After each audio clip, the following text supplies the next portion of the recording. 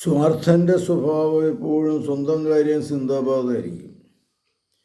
ജീവിതത്തിൽ സ്വാർത്ഥത കയറി പിടിച്ചു കഴിഞ്ഞാൽ മറ്റുള്ളവരിൽ നിന്നൊരു സഹതാപമോ സ്നേഹമോ ഒന്നും കിട്ടുകയില്ല.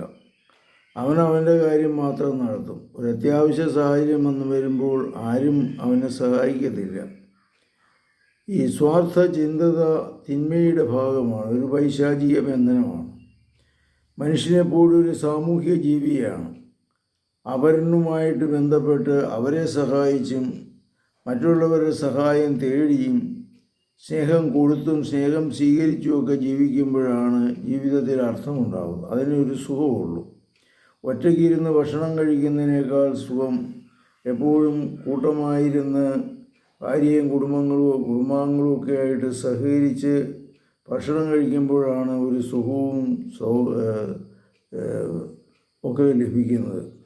കർത്താവേ, സ്വാർത്ഥതയിൽ നിന്ന് ഞങ്ങളെ രക്ഷിക്കണമേ എന്ന് പ്രാർത്ഥിക്കാം.